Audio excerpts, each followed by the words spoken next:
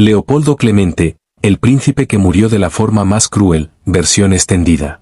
Recibió el nombre de Leopoldo en honor a su abuelo, Leopoldo II, rey de Bélgica, quien pasó a la historia con el infame apodo de El Carnicero del Congo, por las atrocidades cometidas durante su dominio colonial.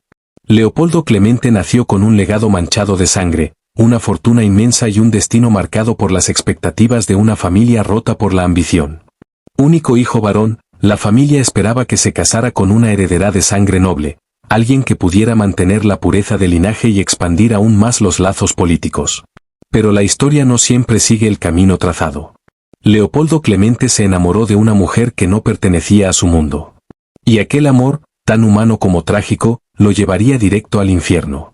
En el vídeo de hoy, te contaré el caso escalofriante del príncipe Leopoldo Clemente de Bélgica, una historia real de pasión, traición y una muerte insoportable.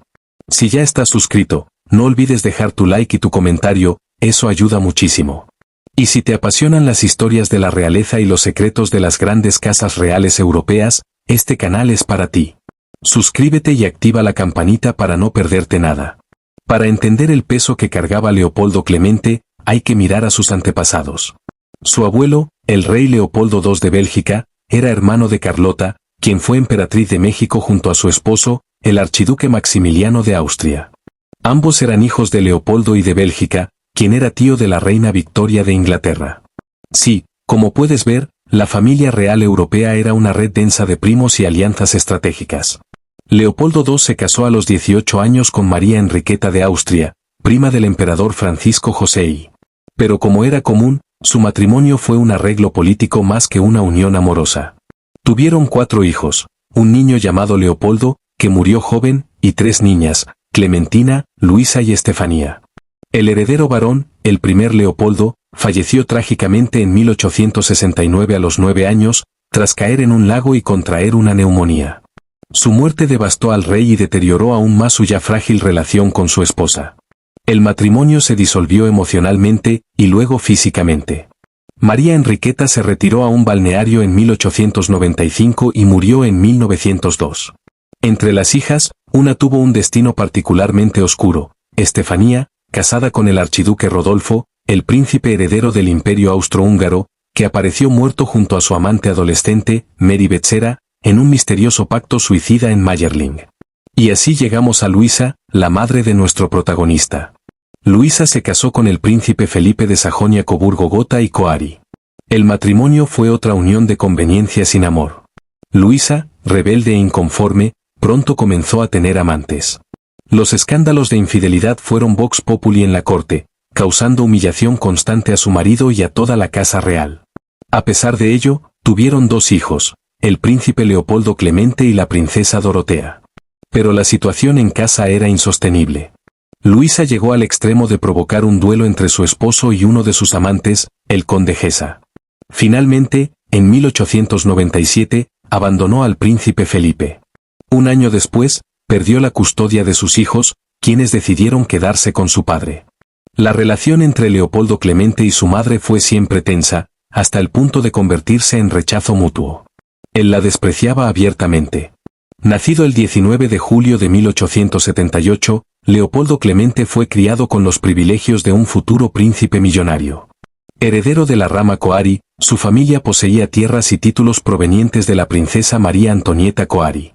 Se formó como capitán de húsares en el ejército austrohúngaro, y fue considerado un soltero de oro. Las familias nobles lo veían como un excelente partido, ideal para continuar las alianzas entre casas reales. Pero a pesar de su posición, Leopoldo Clemente no deseaba seguir el guión tradicional. En 1907, durante un bazar benéfico en Viena, conoció a Camila Ribica. Camila era hija de un consejero de la corte y oficial de la policía del estado de Viena. Tenía educación, cultura y presencia en ciertos círculos, pero a ojos de la aristocracia, seguía siendo una plebeya. Aún así, entre ellos nació algo fuerte. No fue una aventura, sino una relación real, intensa y apasionada. Camila abandonó el hogar paterno para vivir con Leopoldo. Viajaron juntos por todo el imperio y se establecieron finalmente en un apartamento vienés. Pero lo que comenzó como un romance excitante pronto se tornó en una relación tensa. Camila no quería ser solo la amante secreta de un príncipe. Exigía un matrimonio formal, una vida legítima. Él, por su parte, sabía que casarse con una plebeya significaba renunciar a todo: fortuna, título, estatus y carrera militar. En 1914, desde París, Leopoldo le escribió una carta a Camila prometiéndole matrimonio en un plazo de 6 meses. Pero el destino tenía otros planes. Ese mismo mes, el archiduque Francisco Fernando fue asesinado en Sarajevo, detonando la Primera Guerra Mundial. Como capitán del ejército austrohúngaro, Leopoldo fue llamado al frente.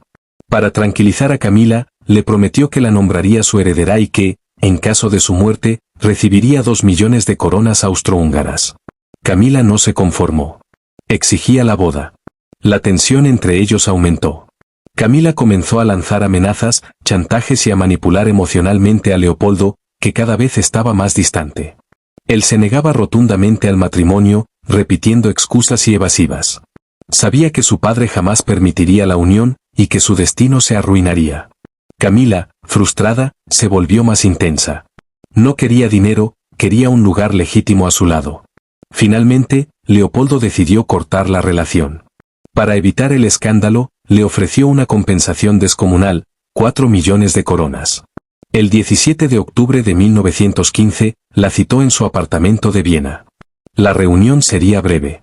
Él firmaría el cheque, ella tomaría el dinero y ambos seguirían caminos separados.